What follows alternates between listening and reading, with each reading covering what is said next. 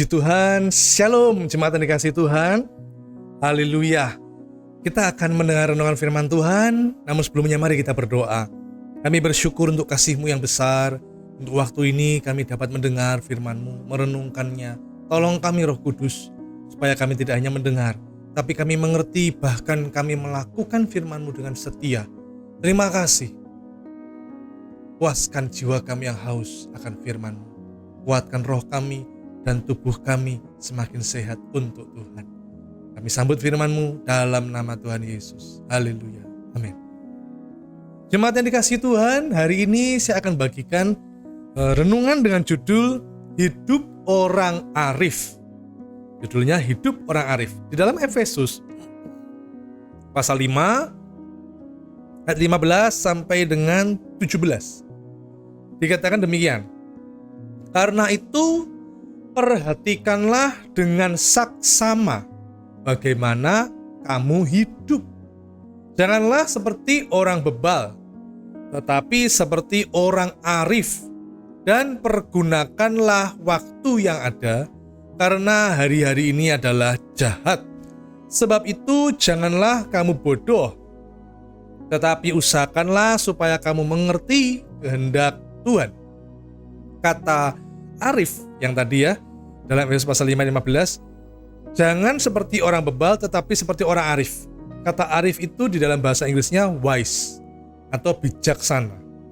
Bijaksana dalam kamus bahasa Indonesia diartikan selalu menggunakan akal budi, tajam pikirannya, pandai, berhati-hati, cermat, selalu waspada atau penuh pertimbangan dalam setiap langkahnya. Inilah kehidupan orang percaya, harus hidup seperti orang arif, hidup orang arif atau hidup orang bijaksana. Apa yang dilakukan orang arif? Ciri hidup orang arif atau ciri hidup orang bijaksana. Yang pertama, orang arif atau orang bijak itu hidupnya tidak seperti orang bebal. Ya, jadi orang arif, orang bijak itu beda dengan orang bebal. Nah, coba waktu saudara mendengarkan renungan ini, kita termasuk orang arif atau orang bebal? Apa perbedaannya? Begini, orang arif atau orang bijak itu mau menerima nasihat. Tidak bebal, tidak keras kepala. Kalau salah ya dia mau perbaiki. Dia akui dia salah, dia mau berubah. Beda dengan orang bebal. Kalau orang bebal itu sudah salah ngotot. Nah, itu orang bebal. Saya sering jumpai di jalanan itu ya. Sudah melanggar, ditegur malah marah. Ini orang bebal. Ya, saya harap tidak ada di antara kita yang orang bebal ya. Sudah salah di jalan, ditegur lah kok malah marah. Lulu, yang salah siapa, yang benar siapa? Ya. Nah, orang bijak itu dia mau berubah, mau menerima nasihat. Tapi kalau orang bebal keras kepala. Meskipun dia itu sudah salah, tidak mau ngakui salah, tidak mau berubah, keras kepala. Ini orang bebal. Ciri hidup orang arif yang pertama itu hidupnya tidak seperti orang bebal. Dia mau diarahkan, dia mau dinasehati. Contoh, mari kita lihat dua perbedaan dari dua tokoh ini ya. Ada perbedaan dari dua tokoh ini. Yang pertama, Daud. Daud ini orang yang sangat dicintai Tuhan. Dan Daud juga sangat mengasihi Tuhan. Meskipun demikian, Daud ya pernah jatuh dalam dosa. Ya, kita tahu bagaimana dia jatuh dalam dosa berzina dengan Bathsheba, lalu merencanakan pembunuhan untuk suaminya Bathsheba dan sebagainya lah. Kita tahu ya, cerita itu kita sudah tahu. Daud salah. Dan Tuhan mengirim Nabi Nathan untuk menegur Daud. Kita tahu kisahnya itu bagaimana Daud akhirnya bertobat. Dia mengakui kesalahannya, dia bertobat dan dia mau berubah. Bahkan dia merendahkan diri di hadapan Tuhan. Dia menyesal dengan perbuatannya. Ini orang yang bijak, orang arif. Dia berubah menjadi lebih baik. Beda dengan satu tokoh ini yang bernama Saul. Saul ini bebal. Jadi ceritanya waktu itu rakyat Israel hendak menghadapi peperangan. Lalu ditanya, rakyat Israel menyuruh Saul untuk tanya Tuhan, mempersembahkan korban, tanya Tuhan. Padahal waktu itu Saul sebagai raja bukan tugasnya raja untuk mempersembahkan korban. itu tugasnya Nabi Samuel. Nah, Samuel tidak datang-datang. Saul sudah didesak oleh rakyatnya. Sudah, persembahkan korban. Kamu kan raja, punya kuasa, keputusan di tanganmu. Sudah, yuk. Tapi tetap keputusan itu di tangan Tuhan. Kalau Tuhan bilang Nabi yang harus mempersembahkan korban, ya sudah, harusnya nunggu Samuel. Saul enggak. Saul melangkahi dan melanggar perintah Tuhan. Akhirnya Saul mempersembahkan korban. Tidak berapa lama Samuel datang. Kenapa kamu nggak mau menunggu aku? Kenapa kamu mempersembahkan korban? Itu bukan tugasmu. Saul bukannya mengakui kesalahan. Saul malah melemparkan kesalahan kepada rakyatnya sendiri.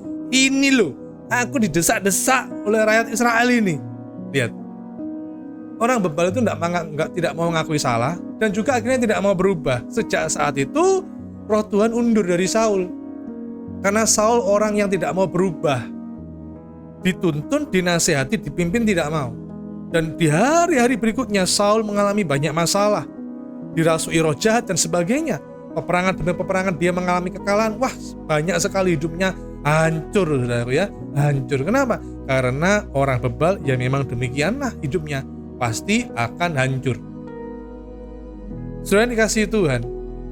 Ciri pertama ya. Orang bebal itu, orang arif itu dirinya tidak seperti orang bebal. Orang arif, dia mau ditegur, dia mau dipimpin, dia mau dinasihati, dia mau berubah. Yang kedua, ciri hidup orang arif yaitu orang arif ini menggunakan waktu dengan bijak. Ya, orang arif ini menggunakan waktu dengan bijak. Tadi dalam ayat 16, di dalam kitab Efesus pasal 5 ayat 16 dikatakan, dan pergunakanlah waktu yang ada. Karena hari-hari ini adalah jahat. Orang arif tidak menyanyiakan waktu, tidak buang-buang waktu. Saya sering kali memberi nasihat kepada anak-anak saya, kalau bisa kerjakan hari ini, kerjakan. Gak usah ditunda-tunda. Ya, tapi juga namanya anak-anak. Anak saya yang pertama sudah mau kuliah, yang kedua masih baru SMP. Yang SMP ini, nanti aja. Ya, kadang memang dia langsung kerjakan, tapi kadang juga dia menunda. Ya, masih proses ya. Tapi saya bilang, kalau bisa dikerjakan hari ini, kerjakan, jangan menunda-nunda. Kenapa? Karena orang bijak, orang arif itu menggunakan waktu dengan sangat baik. Dia tidak menyia-nyiakan waktu. Ya, Benjamin Franklin mengatakan waktu yang hilang tidak akan pernah ditemukan lagi. Demikian juga William Shakespeare mengatakan, aku telah menyia-nyiakan waktu dan sekarang waktulah yang menyia-nyiakan aku. Hari-hari ini waktu kita pakai untuk apa?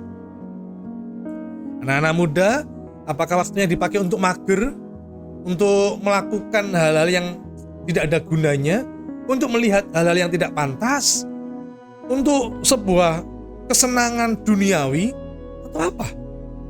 Jangan menyia-nyiakan waktu. Orang arif itu tidak menyia-nyiakan waktu. Dia tahu bahwa waktu itu tidak akan terulang lagi. Kalau dia menyia-nyiakan waktu yang sekarang, nanti masa depannya 5 tahun, 7 tahun, 10 tahun lagi, waktu akan menyia-nyiakan dia. Dia hidupnya akan susah. Orang bijak, orang arif tahu hal ini. Makanya orang arif tadi dikatakan mempergunakan waktu. Apalagi hari-hari ini adalah jahat. Kejahatan semakin membabi buta hari-hari ini. Ya. Waduh, mengerikan sekali dosa ini semakin gak karuan. Ngeri. Beberapa waktu lalu saya baca di media. Ada seorang siswi umur 13 tahun, ya. Diajak siswi ya perempuan ini. Diajak temannya 4 laki-laki yang usianya 15, 13, lalu yang 2 ini usianya masing-masing 12 tahun. Diajak kemana? Diajak ke kuburan. Loh kan aneh ya. Ngapain di kuburan? Mereka diajaklah siswi ini ke kuburan dan diajak bersetubuh, tidak mau, maka siswi ini dibunuh. Bayangkan, yang bunuh 4 anak laki-laki usia 15, 13, 12 tahun. Setelah siswi yang usia 13 tahun ini meninggal, mati dibunuh, lalu mayatnya diperkosa. Bayangkan, Betapa mengerikan dunia ini. Saya dulu usia 12 tahun main layang-layang. Ya, usia 13 tahun main zaman dulu namanya Super Nintendo, itu ya. Terus sempat usia 15 tahun main PlayStation. Nah, situ. Ini membunuh, memperkosa mayat. Waduh. Banyak kejadian kejahatan yang mengerikan. Wah, kalau kita tahu ya, media sosial sekarang sangat terbuka dengan segala hal-hal yang mengerikan sekali, ya, mengenaskan sekali. Ini loh dunia. Kalau kita menyia-nyiakan waktu, kita mau jadi apa? Hancur hidup kita. Tapi tidak demikian dengan orang percaya. Dia tahu bahwa waktu tidak akan terulang. Dia akan menggunakan waktu dengan sangat baik. Yang bersekolah, dia pasti akan rajin. Dia menggali bakatnya, talentanya untuk berkembang. Bukan untuk hal-hal yang lain yang membuat dia terpuruk, enggak. Tapi selagi dia masih remaja, masih muda, dia mengembangkan talenta bakatnya. Demikian juga yang berkeluarga, menggunakan waktu dengan sangat bijak. Berkeluarga dengan baik, suami mengasihi istrinya, istri tunduk menghormati suami, membina rumah tangga yang harmonis. Orang tua dengan anak memiliki waktu berkumpul, tidak hanya berkumpul yang biasa, tapi memiliki waktu khusus, di mana ada canda tawa, di mana ada saling komunikasi, ada sharing satu dengan yang lain. Ceritalah. Saya ini seringkali kalau sudah kumpul sama anak-anak, cerita masa lalu. Dulu mama papa ini pacaran begini-begini. Wah, mereka tertawa. Apalagi kalau sudah lihat foto-foto zaman dulu. Wah, tertawa ya. Terus saya cerita dengan anak-anak saya, dulu waktu kamu masih TK, mainan ini. Wah, mereka tertawa. Jadi ada komunikasi, ada canda tawa, ada keharmonisan. Juga kadang waktu kita makan bersama, kita bicarakan pelayanan. Kedua anak saya terlibat dalam pelayanan, ya. Membicarakan hal-hal yang rohani. Itu baik, sangat baik. Membicarakan bagaimana hidup takut akan Tuhan, bagaimana dengan pergaulan remaja masa kini, bagaimana dengan keluarga yang baik itu seperti apa. Bahkan kita bicara juga tentang makanan dan minuman. Hari-hari ini hati-hati, saya bilang sama anak-anak saya, banyak minuman yang mengandung pemanis buatan tuh, waduh, gak peduli, yang penting rasanya manis, diteguk, gelegek. Teman anak saya masih SMP, sudah kena diabetes. Aduh, kita tahu di Jakarta beberapa waktu yang lalu sudah antri anak-anak kecil gagal ginjal. Bagaimana itu? Hati-hati. Orang bijak, orang arif, dia pasti memanfaatkan atau menggunakan waktu dengan sangat baik. Coba kita lihat Mazmur pasal 90. Mazmur pasal 90 ayat 12. Ajarlah kami menghitung hari-hari kami sedemikian, hingga kami beroleh hati yang bijaksana. Ini ada lagunya ya. Ajar kami Tuhan menghitung hari-hari, agar kami beroleh hati bijaksana. Dia bijaksana. Dia menghitung hari-harinya. Baik hari yang sudah berlalu, apa yang sudah saya kerjakan, saya rencanakan, tergenapi enggak? Terlaksana enggak? Juga dia menghitung hari ini, tinggal sisa waktu berapa jam. Menghitung hari esok, menghitung minggu depan, masa depan. Dia ditata secara detail. Rincian itu ada semua. Nah, inilah menghitung hari-hari. Makanya orang arif harusnya tidak menghitung-hitung kesalahan orang. Hari-harinya hanya diisi dengan mengingat kesalahan orang. Orang itu pernah hutang tidak bayar. Orang itu pernah ngomong kasar sama saya. Orang yang itu pernah menyepelekan saya. Yang itu, yang di sana pernah membuat aku gagal. Yang di sana itu pernah ngerecoki rumah tanggaku dan sebagainya. Jadi hari-harinya hanya diisi dengan menghitung kesalahan orang terus, dendam terus, sakit hati terus. Ini bukan orang bijak. Bukan hanya itu, tapi juga orang yang tidak bijak, dia ini hanya menghitung hari-hari lalu dengan penyesalan. Dia menghitung hari-hari dengan mengingat masa lalu dan menyesal. Aduh, dulu harusnya saya begini. Aduh, waktu itu ya, harusnya kalau saya melangkah ini, aduh, pasti dapat cuan untung. Menghitung lagi, ingat-ingat, aduh, tahu gitu dulu aku nikah dengan dia. Kenapa sekarang aku nikah sama ini? Dia hanya menghitung masa lalu, tinggal di masa lalu dalam penyesalan, dan penyesalan, membuat hidup makin nelongso, mengasihani diri sendiri. Ini bukan orang bijak, bukan orang arif. Atau orang yang tidak bijak, dia menghitung hari-hari dengan cari keuntungan, hanya menghitung uang. Untungnya dapat berapa nih? Kalau orang yang bisnismen, ya dia harus membuat strategi atau merinci pengeluaran dan pemasukan. Tapi yang saya maksud adalah begini, pikirannya hari-harinya hanya menghitung uang terus, orientasi hidupnya hanya uang terus, pokoknya duit. Hari dapat cuan, harus dapat untung, gak peduli jegal orang, gak peduli mau makan temen, ya pokoknya gak peduli dengan cara apapun, saya harus beruntung, harus dapat uang banyak. Ini bukan orang arif. Bahkan dalam pelayanan yang penting dapat cuan, yang penting bisa ngibuli jemaat gitu ya, yang penting omongannya bisa tas dapat duit, yes. Ini bukan orang arif. Orang arif, dia menggunakan waktunya dengan sangat bijaksana. Dengan apa? Yang ketiga. Nah, ini ada sambungannya ini ya. Jadi yang pertama tadi, ciri orang arif atau orang bijak, dia hidupnya tidak seperti orang bebal. Yang kedua, dia menggunakan waktu dengan sangat baik. Dia menghitung hari-harinya dengan sangat baik. Yang ketiga, menggunakan waktunya dengan apa? Yaitu dengan melakukan kehendak Tuhan. Orang arif itu mengerti kehendak Tuhan. Efesus pasal 5 ayat 17. Kita baca, Efesus pasal 5 ayat 17 dikatakan, sebab itu janganlah kamu bodoh, tetapi usahakanlah supaya kamu mengerti kehendak Tuhan. Jadi dari ayat ini jelas sekali. Sebab itu jangan kamu bodoh, usahakanlah supaya kamu mengerti kehendak Tuhan. Artinya orang yang tidak mengerti kehendak Tuhan berarti dia bodoh.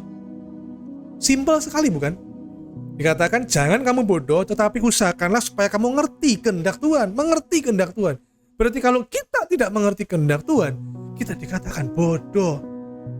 Ciri yang ketiga orang arif adalah dia mengerti kehendak Tuhan. Kita bisa baca dalam 1 Petrus pasal 4 ayat kedua.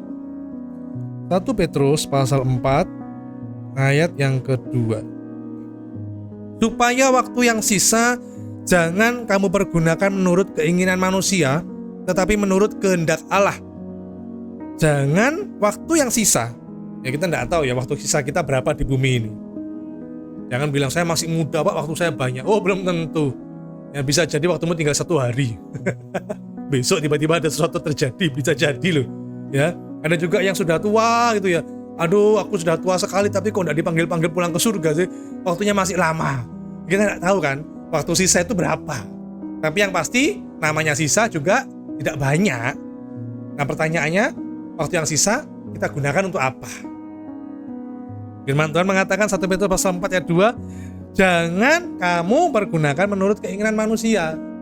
Kata keinginan manusia itu dalam bahasa Inggrisnya lust, L-U-S-T, hawa nafsu, gitu ya. Punya nafsu tidak apa-apa, makan ya tidak apa-apa. Tapi kalau sudah hawa nafsu, dikuasai dengan hawa nafsu, waduh, ini yang berbahaya. Jangan kamu pergunakan menurut keinginan manusia. Ada orang yang keinginannya tuh belanja terus. Ini hedonisme. Belanja terus ngabisin uang, menghambur-hamburkan uang. Ada juga yang keinginannya tuh mendapatkan uang sebanyak-banyaknya. Serakah, korupsi, nipu orang dan sebagainya. Ya, banyak. Hawa nafsu ini menguasai manusia sedemikian rupa sehingga tidak mengerti kehendak Tuhan. Padahal di dalam 1 Petrus 4 ayat 2 dikatakan, jangan kamu pergunakan menurut keinginan manusia, tetapi menurut kehendak Allah. Ini loh, kita disuruh menurut kehendak Allah. Kehendak Allah itu apa? Ya kita mengasihi Tuhan, hidup sesuai firman Tuhan, menjauhi dosa, Jangan dekat dengan dosa, jangan dekat dengan hawa nafsu. Sudah, jauhi itu godaan duniawi itu, keinginan-keinginan duniawi itu. Ada orang yang mengerti kehendak Tuhan tapi menentang. Ada orang yang mengerti lalu mentaati. Siapa dia? Yang pertama Simson. Simson itu mengerti. Dia ini adalah hakim yang ditunjuk Tuhan ya sebagai hakim atas Israel untuk menghukum orang Filistin gitu ya. Kita tahu kisahnya itu bagaimana akhirnya Simson jatuh dalam rayuan Delila dan dia digundul rambutnya habis. Kita tahu kisahnya itu. Tapi jelas dia tahu dia adalah hakim. Dia nasirnya Tuhan. Tapi dia melanggar kehendak Tuhan. Sudah diberitahu jangan dengan wanita yang bukan bangsamu. Jangan melakukan ini dan ini dan ini. Tapi semuanya itu dilanggar Simson. Ini loh, orang yang tidak ngerti kehendak Tuhan. Akhir hidupnya mengenaskan, hancur hidupnya. Dicungkil kedua matanya, jadi komedi, jadi guyonan, diolok-olok, dibully banyak orang. Meskipun di penghujung hidupnya Simson bertobat, tapi mengenaskan. Apakah kita mau seperti itu? Hidup menderita gitu ya, karena tidak mengerti kehendak Tuhan. Menderita gitu. Meskipun nanti ujungnya bertobat, saya tidak mau. Saya mau mengerti kehendak Tuhan, hidupnya mengikuti apa maunya Tuhan, tidak menentang, dan ending hidup saya juga tetap mengikuti kehendak Tuhan dengan setia. Sampai Tuhan mengatakan engkau adalah hambaku yang baik dan setia. Yang kedua, tokoh kedua adalah Musa. Musa ini orang yang mengerti dan mentaati kehendak Tuhan. Dia disuruh Tuhan untuk membebaskan orang Israel dari Mesir. Dia ngerti. Awalnya dia sempat berargumen dengan Tuhan. Udahlah Tuhan begini. Sampai akhirnya dia nyerah dan dia taat menuju ke Mesir untuk membebaskan orang Israel. Tidak sampai di situ saja. Tapi begitu orang Israel keluar dari Mesir, waduh, Musa ini banyak sekali cobaannya. Yang mencobai siapa? Ya orang Israel sendiri. Orang Israel itu keras kepala, bersungut-sungut. Tapi Musa ngerti kehendak Tuhan. Musa tidak menentang kehendak Tuhan. Musa terus mengikuti panggilan Tuhan. Ini loh orang yang bijak. Ini loh orang yang arif. Bapak Ibu, saudara yang dikasihi Tuhan, mari kita juga punya 3 ciri ini. Sebagai orang yang arif, hidup kita seperti apa? Harusnya hidup kita mau berubah. Dinasihati oleh firman Tuhan, dipimpin oleh Roh Kudus, kita mau berubah. Ada orang yang menegur kita koreksi. Kalau kita salah ya berubah, bertobat. Jangan keras kepala. Udah salah ngotot, ya. Istri mengingatkan suami tidak boleh egonya terlalu tinggi. Kalau memang salah ya berubah. Sebaliknya, suami memimpin istri. Suami membimbing. Kalau istri salah, ya istri jangan terus selalu merasa paling benar terus. Istri manusia, ya pasti ada salahnya. Mau berubah. Demikian juga anak-anak, dibimbing oleh orang tuanya, dan seterusnya. Yang kedua, ciri hidup orang arif itu, dia menggunakan waktu dengan sangat baik. Dia tidak menyia-nyiakan waktu. Saya tidak bisa mengulang hari yang lalu. Tahu gitu saya bisa mengulang gitu ya. Mungkin dulu waktu saya SMA saya begini harusnya. Wah, waktu saya SMP saya begini harusnya ya. Wah, dulu waktu anak saya masih bayi seharusnya saya begini. Gak bisa diulang. Jadi untuk hari ini, besok, lusa dan seterusnya, gunakan waktumu dengan sangat baik, sangat bijak. Yang ketiga, hidup orang arif itu mengerti kehendak Tuhan dan mentaatinya. Saya percaya firman Tuhan memberkati kita semua dan menolong kita menerangi langkah-langkah hidup kita. Amin untuk firman Tuhan. Mari kita berdoa. Kami bersyukur Tuhan, betapa Engkau baik. Sungguh firman-Mu mengajar kami untuk kami hidup sebagai orang arif, orang bijak. Kami tidak mau menjadi orang yang bebal, orang yang tidak mengerti kehendak-Mu dan tidak mentaatinya. Kami tidak mau. Kami mau mengikuti apa yang Tuhan mau. Firman-Mu katakan, kami mau mentaatinya. Kami menggunakan waktu-waktu ini Tuhan untuk menyenangkan hati Tuhan. Dalam keluarga, dalam pekerjaan, dimanapun kami berada. Biar waktu ini kami gunakan untuk memuliakan Tuhan. Terima kasih. Biarlah berkat damai sejahtera, sukacita, perlindungan, turun atas kami semua. Dalam nama Tuhan Yesus. Haleluya. Amin.